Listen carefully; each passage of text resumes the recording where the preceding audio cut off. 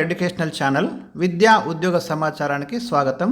గురుకుల రిక్రూట్మెంట్కి సంబంధించి ఒక వార్త మనకి ఇక్కడ కనిపిస్తుంది. కొంత గురుకుల భర్తీ గందరగోళం, జేఎల్ డిఎల్ నింపకుండానే పీజీటీ నియామకం అని ఇక్కడ మనకు వార్త కనిపిస్తుంది. ఒకసారి దీనిలో చూద్దాం ఏముందనేది. మళ్ళీ బ్యాక్లాగ్స్ ఏర్పడే అవకాశం ఉందని చెప్తున్నారు. ఎందుకంటే వైపు junior lecturers, degree college lecturers exams కూడా కండక్ట్ చేశారు. మరి వాటిని నింపిన తర్వాత ఈ పీజీటీ రిక్రూట్మెంట్ చేస్తే బాగుండేది. అక్కడ రాని వాళ్ళంతా పీజీటీలో జాయిన్ అయ్యేవాళ్ళు. కానీ ఇప్పుడు డైరెక్ట్గా పీజీటీ రిక్రూట్మెంట్ చేయడం వల్ల రేపు జేఎల్ డిఎల్గా సెలెక్ట్ అయిన వాళ్ళు మళ్ళీ బ్యాక్ వెళ్ళిపోతారు. ఇక్కడ వేకెన్సీస్ ఉంటాయి కదా అనేది ఇక్కడ ఉన్నటువంటి వార్త యొక్క సారాంశము. ఆధార బాధగా సర్టిఫికెట్ల వెరిఫికేషన్ అంటూ మనకు ఒక క్యాప్షన్తో కనపడుతుంది ఇక్కడ. సరే, సర్టిఫికెట్స్ వెరిఫికేషన్ కోసం అయితే అభ్యర్థుల్ని మరి పిలవడం జరిగింది. వారంతా ఇమీడియట్గా హుటాహుటిన రిజల్ట్ చూసుకోవడము, కొంత టైం ఇచ్చి ఉంటే బాగుండేదని అంటే ఇక్కడ అభ్యర్థులు కూడా అభిప్రాయపడుతున్నారు. సరే, ఏది ఏమైనా కూడా మరి ఉద్యోగానికి సంబంధించినటువంటి ఇష్యూ కాబట్టి ఇది వేగంగా వాళ్ళు కూడా ఎక్కడికక్కడ మరి సర్టిఫికెట్స్ అన్ని రెడీ చేసుకొని వెళ్ళడం అనేది జరిగింది. ప్రభుత్వము కొంత వేగంగా రిక్రూట్మెంట్స్ని కంప్లీట్ చేయాలి అనే ఉద్దేశం ఇక్కడ ప్రభుత్వం దగ్గర ఉంది.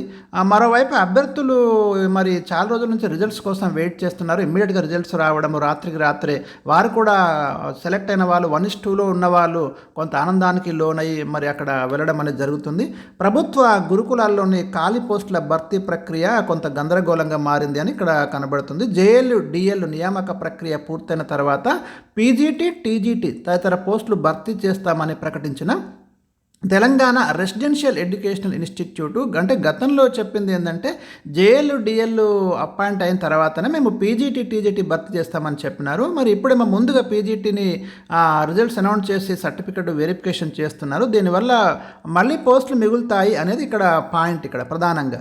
సో ఇలా జరగడం వల్ల కొంత ఇబ్బంది అవుతుంది. రాష్ట్ర వ్యాప్తంగా ఎస్సీ, ఎస్టీ, మైనారిటీ, బీసీ గురుకులాలలో కలిపి మొత్తంగా ఇక్కడ 9 కేటగిరీల్లో 1276 PGT, 4020 TGT, junior lecturer, degree lecturer, physical director 2876, తర్వాత TGT school librarian 434, school physical director 275, art and craft 226, music teacher 124, మొత్తం 9231 పోస్టుల భర్తీకి గతంలో ప్రభుత్వం చర్యలు తీసుకుంది.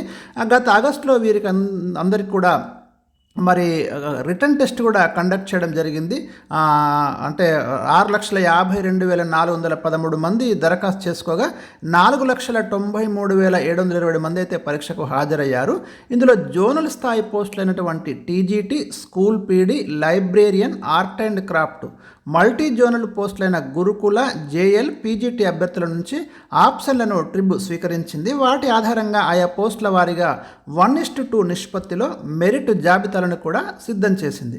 సరే, అప్పుడు ఎన్నికల కోడ్ అడ్డు రావడము, కోర్టు కేసులు ఇదంతా కూడా కొంత సమాంతర రిజర్వేషన్లని, హారిజాంటల్ రిజర్వేషన్లని వీటన్నిటి వల్ల అక్కడ నియామక ప్రక్రియకైతే తాత్కాలికంగా బ్రేక్ పడింది. ప్రస్తుతం మళ్ళీ రిక్రూట్మెంట్ ప్రాసెస్ అయితే మొదలైంది. తొలుత డిగ్రీ లెక్చరరు, ఆపై జేఎల్, పీజీటీ, టీజీటీకి సంబంధించిన పోస్టులను భర్తీ చేయాలని నిర్ణయించింది. గురుకుల పోస్టులకు సంబంధించి అభ్యర్థులు తమ అర్హతలను బట్టి వారు 2 కంటే ఎక్కువ పోస్టులకైతే మరి అప్లై చేసుకున్నారు. ఎందుకంటే డిఫరెంట్ క్వాలిఫికేషన్స్ ఉన్నవాళ్ళు డిఫరెంట్ పోస్టులకు అప్లై చేసుకున్నారు. దీనివల్ల ఏమవుతుంది అంటే పై స్థాయి నుంచి పోస్టులు భర్తీ చేయడం వల్ల మళ్ళీ ఖాళీలు ఏర్పడే అవకాశం ఉండబోదని పలుమార్లు వెల్లడించడం జరిగింది. అంటే డిఎల్ నుంచి భర్తీ చేసుకుంటూ వస్తే ఇక్కడ మనకి మిగిలిన వేకెన్సీస్లో వేరే వాళ్ళకి అవకాశం వచ్చేది కదా అనేది ఇక్కడ పాయింట్. ఆ దిశగానే గతంలో పోస్టుల భర్తీ ప్రక్రియకు సన్నాహాలు చేసింది. అందులో భాగంగా మొట్టమొదట గురుకుల డిఎల్ పోస్టులకు సంబంధించి అభ్యర్థుల మెరిట్ జాబితాను విడుదల చేసి 1:2 నిష్పత్తిలో అభ్యర్థులను డెమోకు పిలవాలని నిర్ణయించి ఏర్పాట్లు కూడా చేసుకుంది. ఇప్పుడేమో ఇందుకు విరుద్ధంగా నేరుగా పీజీటీ, ఫిజికల్ డైరెక్టర్ అభ్యర్థుల ఎంపికకు ఉపక్రమించింది. ఇందుకు సంబంధించి అభ్యర్థుల మెరిట్ జాబితాను విడుదల చేసి సర్టిఫికెట్ వెరిఫికేషన్ చేపట్టింది. అదేవిధంగా పీజీటీకి సంబంధించి ఎలాంటి ఒక ప్లానింగ్ లేకుండా కొంత అభ్యర్థులకు ఇబ్బంది కలిగిందనేది ఇక్కడ మనకు ప్రధానంగా కనబడుతున్నది. సరే, మొత్తానికి సొల్యూషన్ అంటే ప్రాసెస్ అయితే నడుస్తున్నది, వేగంగా నడుస్తున్నది. మొత్తంగా 1276 పోస్టులకి 1:2 నిష్పత్తిలో 2,500 మంది అభ్యర్థులను ఇక్కడ ధృవపత్రాల పరిశీలనకైతే పిలిచారు. అభ్యర్థులు అందరూ కూడా వారి ఏర్పాటు చేసుకొని వెళ్ళి వెరిఫికేషన్ అయితే చేయించుకుంటున్నారు. ఇక్కడ ఉన్నటువంటి ప్రాసెస్ ఇదంతా కూడా.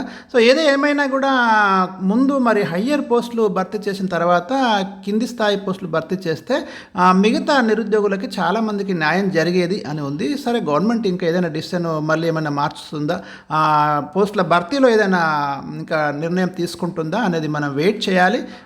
ఏమైనప్పటికీ రిక్రూట్మెంట్స్ వేగంగా జరగడం అనేది సంతోషించగలిగినటువంటి విషయము. ఇలాంటి అప్డేట్స్ అన్నీ కూడా అందిస్తున్నాను. ఛానల్ని సబ్స్క్రైబ్ చేసుకోండి.